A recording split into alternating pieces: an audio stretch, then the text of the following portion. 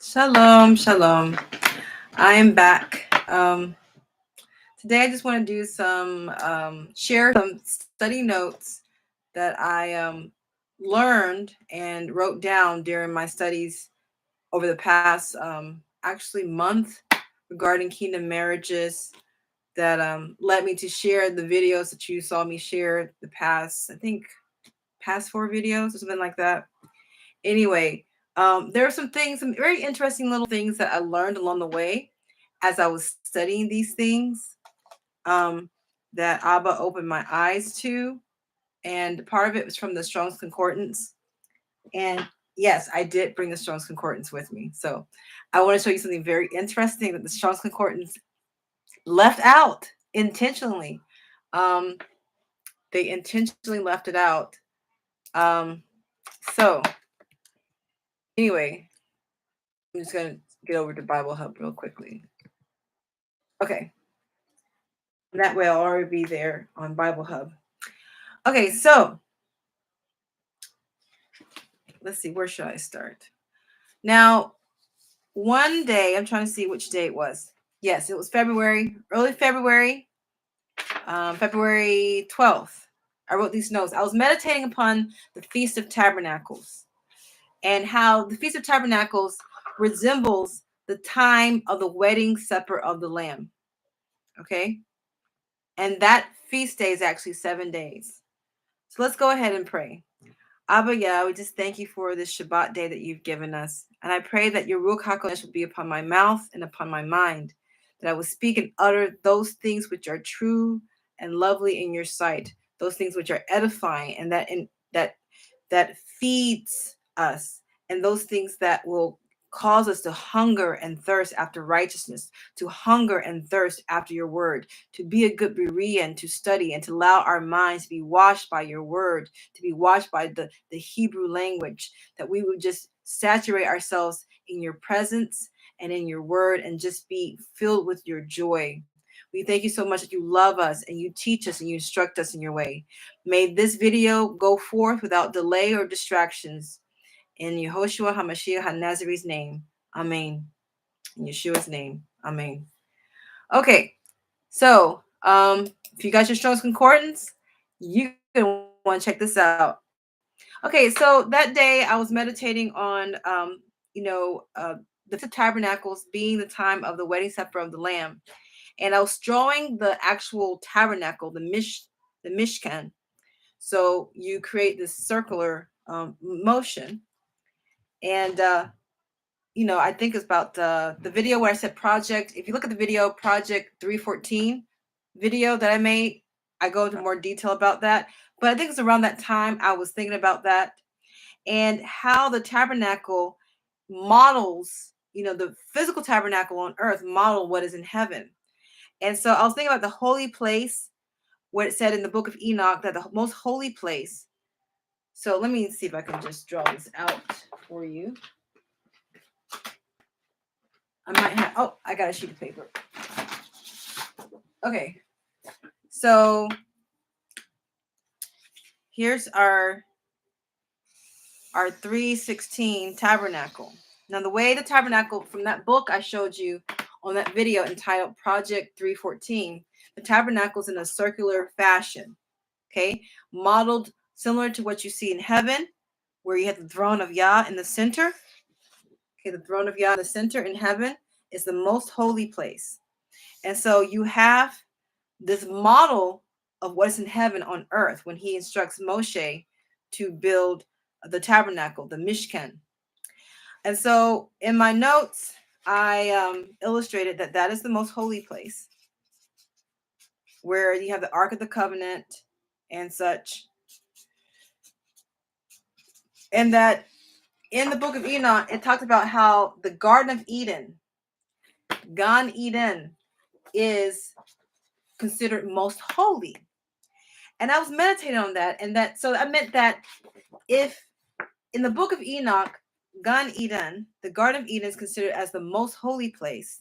So I'm just going to do Garden of Eden. I'm going to do it in Hebrew because Gan means garden in Hebrew. Gan Eden would be considered the most holy place. And then the holy place must be then Eden. Because remember, the garden is in Eden. Okay. And here's Eden. And in somewhere in the center of Eden is the Garden of Eden. Okay, so that must represent the holy place in the tabernacle. So that's what I wrote in my notes, and I was meditating on the Feast of Tabernacle, and how that models the wedding supper of the Lamb. So this is what I drew in my notes. Now, I looked at the Secrets of Enoch, and let me see if I can pull it up for you here. The Secrets of Enoch. Hold on one moment. Okay, I need to get chapter 2. Sorry, chapter 2. Okay. All right. So the Secrets of Enoch, chapter. I was reading through this again because it talked about the Garden of Eden. Hopefully, is it? Whoop, there it goes. Okay. One side's in Ibri. Okay. Obviously, I feel like I'm tilting this, but I'm not. Okay. So I was reading chapter 5, not chapter 3, chapter 5. And I read in the place where it talked about the 7 layers of heaven. Okay, the 7 heavens. Okay, there's 3 main categories, 3 heavens, and in those heavens, you got 7 layers total. Okay, so 7 heavens. Okay, the 7th heaven is the highest, where his throne is at, and whatnot. And that's what the secrets, the book of the secrets, the book of the secrets of Enoch, which the Ethiopian Jews have, the Ethiopian Christians have this. So it talks about how he was carried up to the 3rd heaven. So the 2nd heaven is where he saw darkness. It was a darkness greater than earthly darkness. And then he was taken up higher. And when he was taken up to the 3rd heaven, he was placed inside a garden. All right. And he saw all kinds of immeasurable goodness there. He saw the beautiful flowering trees and their fruits and things like that. Okay. And that there was angels tending to it. Okay, so this is in heaven. Okay, this is the Garden of Eden in heaven. We're not talking about the one on earth. Okay, that models the one in heaven. Okay, he's talking about this is in the 3rd heaven. And what was so interesting is verse 4, where it says the Garden of Eden is between destruction and indestruction. All right, and 2 fountains go forth. One flows with milk. One flows with honey and milk, and the second oil and wine. And they disperse into 4 heads and go round with quiet course and gather within the Garden of Eden between destruction and indestruction. And from there, they go forth and disperse into 4 divisions and go unto the earth. And the rest continue in circuits around the foundations of the wind. All right. So,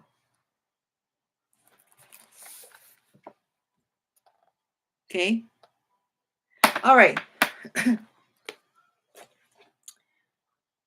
All right. So anyway, that's what it was showing there. Okay. So you'll see, I think in Islam, they have some type of thing. They talked about the rivers of the Garden of Eden, one being honey, milk, oil, and wine. Okay. This is where it comes from. It actually comes from the Hebrew text. Okay. So you see anybody Muslim talking about that, they get it from these ancient Hebrew texts. Okay. Verse 5 right here. All right. All right. The one thing that stood out when I was reading that, and this is from one of Jediah's book, same place where I got the scriptures from Kai Yeshua Press. One thing I found very interesting in that was, according to the Secrets of Enoch, chapter 5, verse 3, when Yahweh wants to rest, he goes into the Garden of Eden. Okay, let me go back and I think I just closed it. There it is. Boom. Yes. Okay, verse 3 here, right here, it says, and in the midst of the tree of life, in that place whereon Yahweh rest, from which he goes into the Garden of Eden. Okay, that part drew my eyes. I'm like, he rests? That's his place of rest. Okay, so it made me start to meditate in Genesis chapter 1 and 2. So I started thinking, okay, Abba, so if the Garden of Eden is the place you went to rest, that must have been your place you wanted to go on the Shabbat day. When he rested from all his creation, he went into his garden to rest, and that's on Shabbat. He went into his garden that he planted to rest on Shabbat. I just thought, that is very interesting. And I said, and I asked him, I said, well, when did you create the garden? And of course he answered me. It was on the third day of creation. I was like, what? So you went in there the seventh day to rest from all your labors, but you created the Garden of Eden on the third day. Now, check this out, y'all. Okay, Genesis chapter 1. Turn to Genesis chapter 1, because I thought it was very fascinating. Genesis chapter 1, the third day, starting at verse, make sure I get this right, verse 11. Genesis chapter 1, verse 11.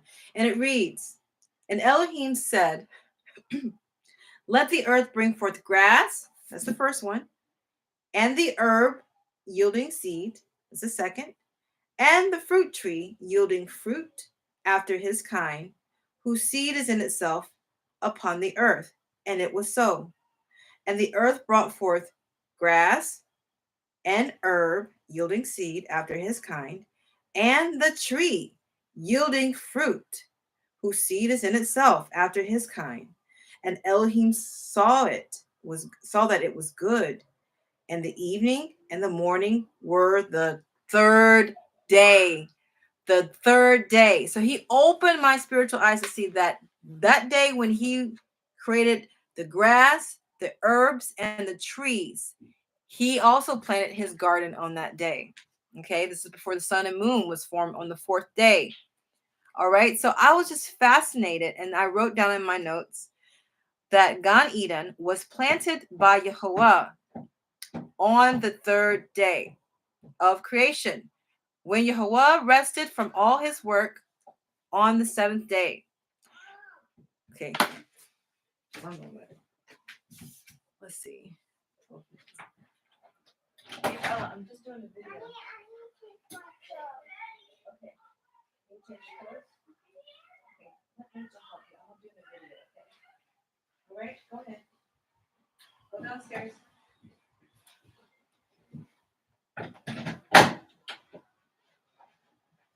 Okay.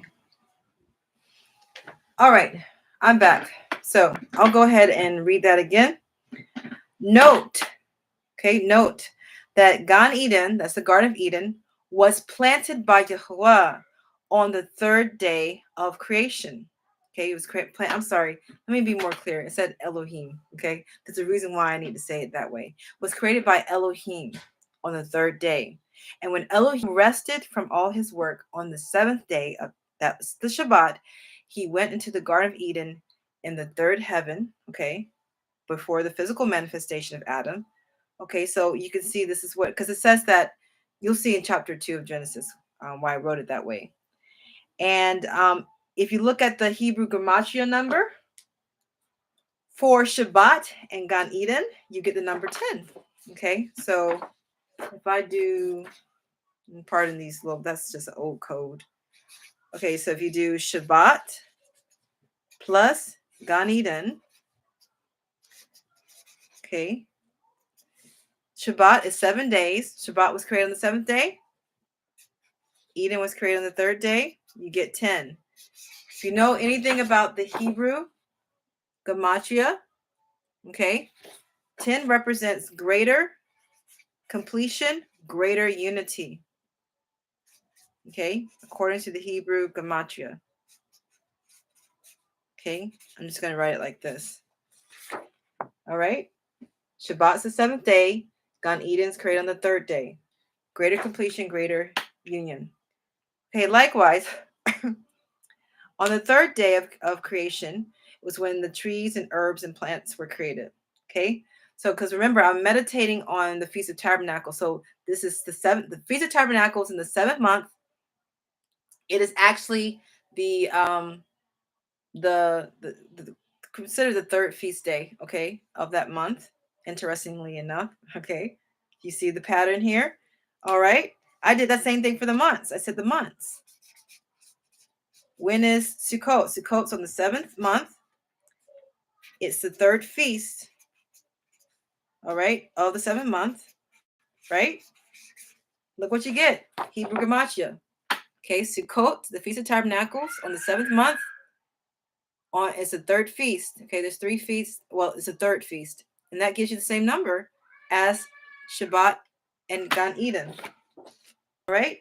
So I was just writing all this stuff down, meditating, and remember that the 7th month represents a period of completion and rest for Yehovah. 3 main feasts of celebration occur in this month, okay, which is Yom Teruah, Sukkot, and the Great Day. Now, you do have the Feast of Atonement, but I put in my notes, Yom Kippur is not a time of celebration, it's a time of atonement, a time to deal with wickedness and to destroy it, okay, to deal with sin and to destroy it, okay, to repent of it. All right. So, and then I wrote down, so when Yehovah or Yehoshua rests from Satan's rule over the earth in the millennial reign, he will once again go back into the Garden of Eden as the second Adam, joined by the second Hawa, the Lamb's wife. Okay, that was the end of my notes, and that was on the 12th of February when I did this. Now, on that same day, I decided, because I was so fascinated about everything in the Garden of Eden being created on the third day, I decided to read on a little bit more. So I did. And I went to chapter 2 because, I love to study it with Hebrew. Give me Hebrew any day, anytime. All right. All day, every day. Hebrew. Okay. So I went to chapter 2 and I just started, just because I was thinking about Eden. I thought, well, what about the river? What about the river that flows out of Eden? And so, I decided I want to look at this chapter 2, verse 10. All right. And it says, and a river went out of Eden to water the garden, and from there it was parted and became 4 heads. So if you look at that illustration I gave you, the tabernacle, here's a river comes out from Eden, it goes into the garden, and then it becomes 4 heads, okay? And it tells you what the names of each one is, okay? Now, knowing the power of Hebrew, when Yah allows the word to be said in a certain way, in a certain order, names, people's names, locations in a certain order, it's going to tell a prophecy, or it's going to tell a type of story. It's going to tell a hidden knowledge, okay? That's the way it is in the scriptures. That's the way it is if you follow that order in Hebrew, okay? So the first river it mentions is Pishon. The second river it mentions is Gihon. The third river, okay, so Pishon is mentioned in verse 11 of chapter 2 of Genesis. Then same chapter, verse 13, Gihon is mentioned in verse 13. In verse 14, you get the third river, Hidekel. That's the fourth river. That's the third river. I'm sorry. That's the third river. And then the fourth river is Parath. Okay, so let me go back through it again. First river, Pishon. Second river, Gihon. Third river, Hadekel. And the fourth river, Parath. So I wanted to look into the Hebrew for all 4 to see what type of story or message this river, these river heads were going to give me. This river went into the Garden of Eden. All of a sudden, it became 4 heads. So what does this spell out? Now, you'll be fascinated what I discovered. Okay, so the first word, Pishon. I'm going to just try to fold this over so you can see what it is. Okay. Pishon, you can find that in Strong's. Here's the Strong's number. Hopefully you can see it. All right. You see Pishon? Strong's number is 6376. It comes from the root word of 6335, which is push. Okay? 6375 here, it means to spread or to be scattered. Okay, so the word is the adjective form, dispersive. Okay, now also we go down to the next word, the river Gihon. Okay, which you find in verse 13 of chapter 2 of Genesis. It means stream. Okay, that's Strong's 1521. It means stream. Its root comes from Strong's 1518. And I'll show you what that looks like. Okay, I don't want to give everything away just yet. Okay.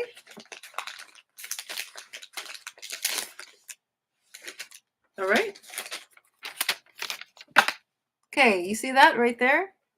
Okay, so I went to the root word for Gihon, which is geek or goach, which means to gush forth as water, to issue. And then Strong's 2313 is the Hadikel. Now, when I got to Hadikel, I got stumped because that's the Hebrew word. That's what it says in the Hebrew. So if you go to Bible Hub, you should be able to find it. Like I said, that is verse 14. So if you turn to verse 14, you're going to see, okay, they're going to say things like, oh, that's a river Euphrates and stuff like that. Y'all, they change up stuff, okay? That's not what it says in the Hebrew. All right? But we're going to go to what it says in the Hebrew. Okay, so if you pull up your thing. All right. So now let's see. If you go to your I'm going to just go to King James. Okay. I'm trying to find the King James here. Okay. I don't know why it is doing that. Okay, there it is. I found it. Okay. Okay, so if you found that right there, oh goodness. I'm trying to get it.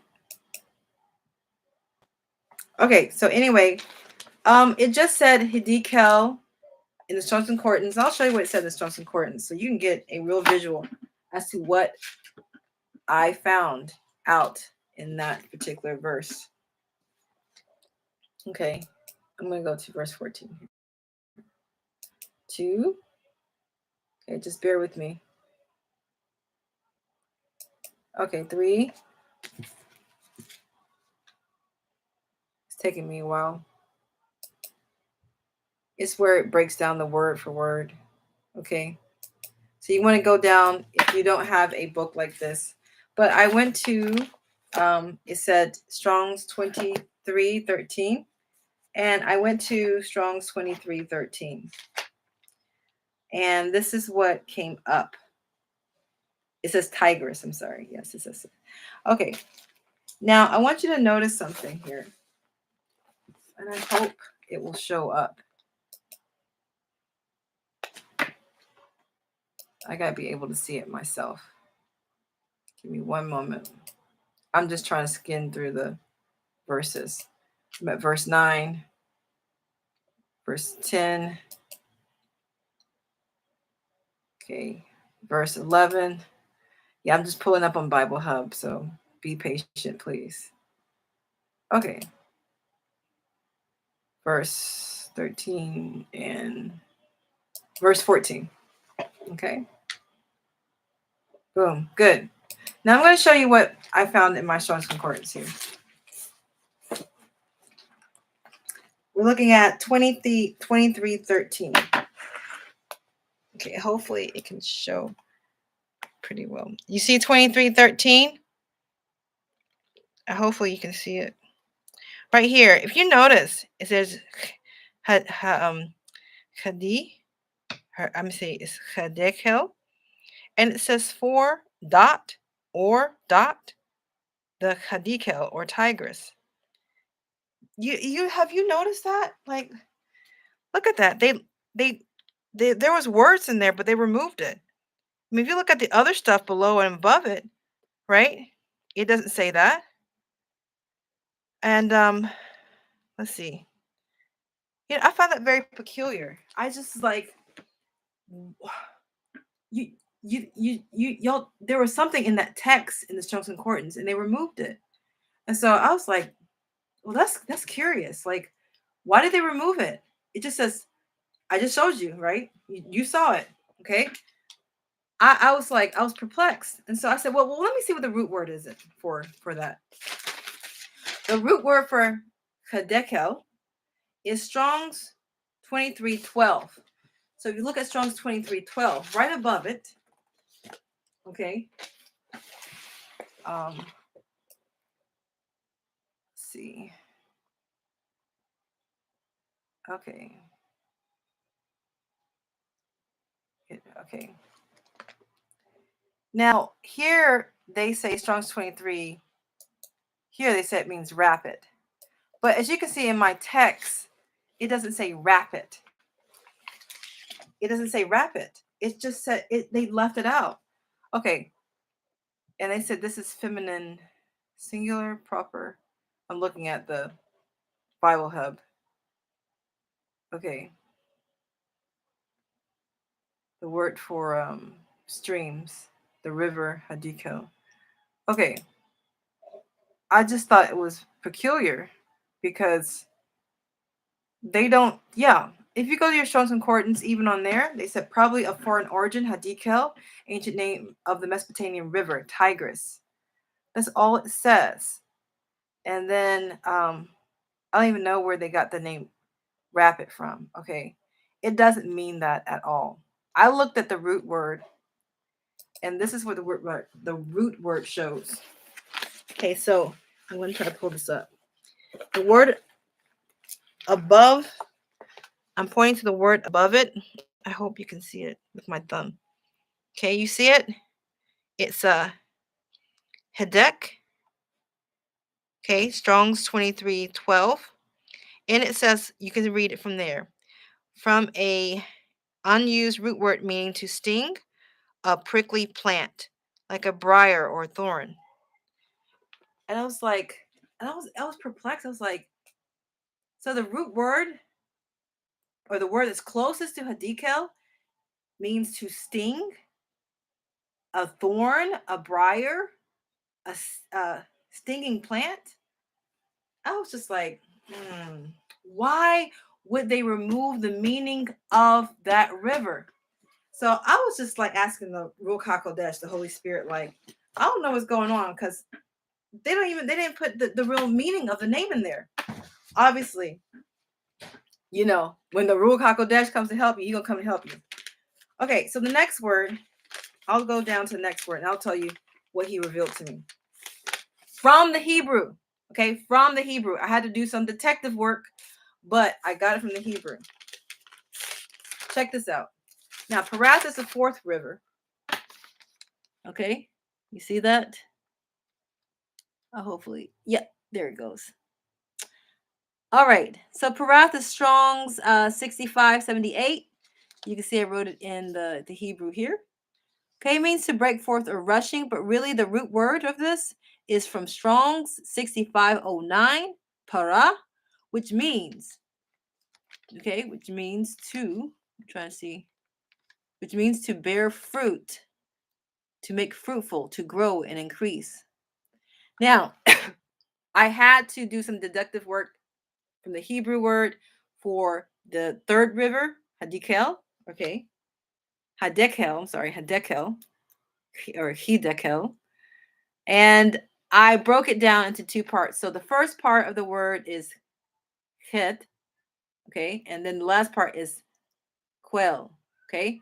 So I used a book called Primitive Sign Language by Ithai Ray, which breaks down the Hebrew letters in its paleo form.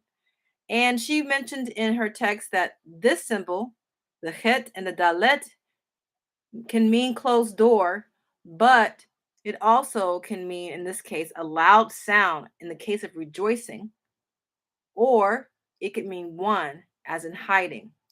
So I had to combine the two meanings of these parts of hadikel. And then the quail part, or the kuli, that would be for staff, is referring to a staff sling, a stick that you throw. Okay? So because that lamet here tells you. Now, I wrote this all out in the Ibri. Okay?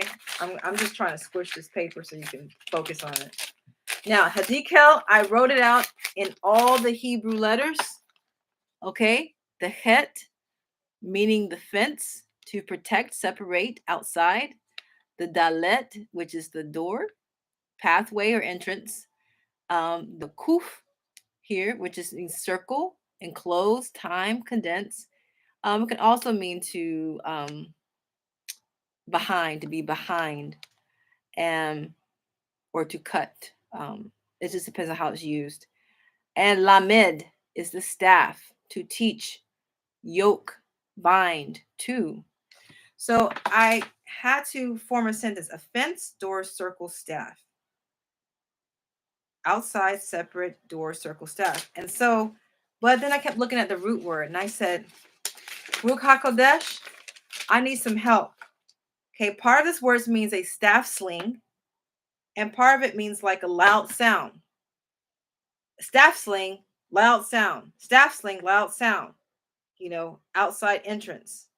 And I said the root word is hadek. Hadek. And I'm like, what does that mean? To sting. And you know what he told me? He said, eventually I'm just sitting there going, I don't understand. What is the name of this river? They took out the meaning so people wouldn't know what the meaning is. And he said to me, poking. I was like, huh? Poking. He's like, poking. And then it hit me. I was like, oh, poking. Poking.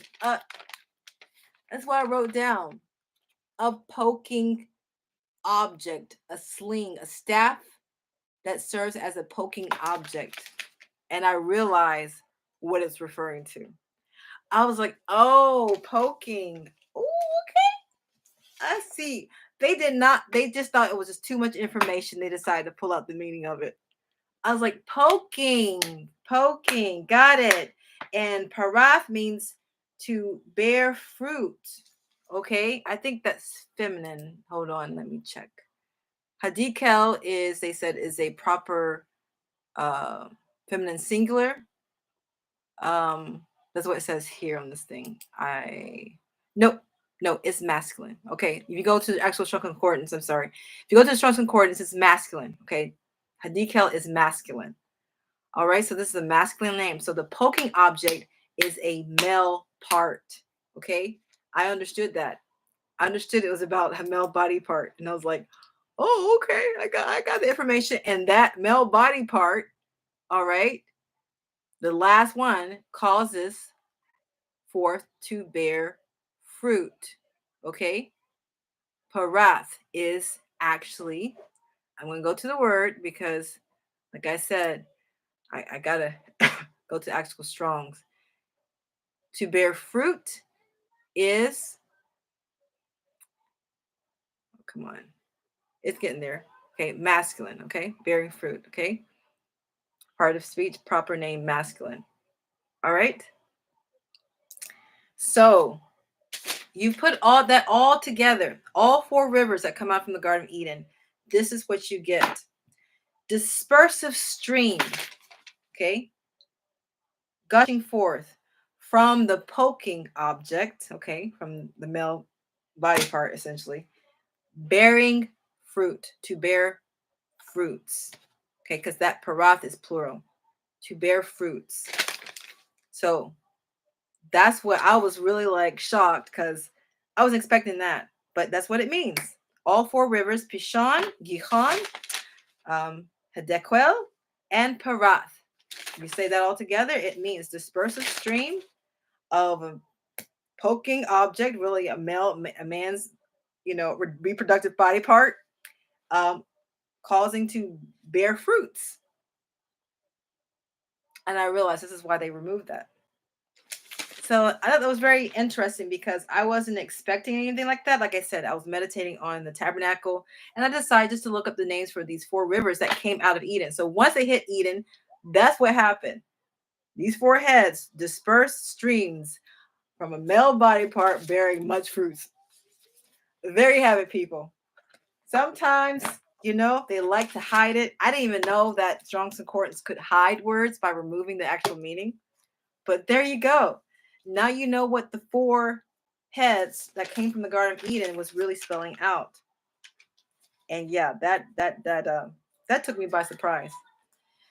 So anyway, I think that's pretty much about it. That's just some of the study notes that I wanted to share with you for today. And this is why it's so important to go back and look at the Hebrew words for things, because folks, they're hiding things from us, okay? The enemy wants us to be ignorant. And now you understand that those 4 rivers represent, once again, as I mentioned about the kingdom marriage, the importance of holy sex that brings forth fruits. Okay, that video about kingdom marriage, the restoration of all things, this ties into that as well. This is just more confirmation of that. So I just wanted to share that from my study notes on that. And hopefully that was fruitful. If you have any questions, let me know. Anything like that, and have a blessed Shabbat. And for those who watch it after Shabbat, have a blessed week. And with that, I say shalom.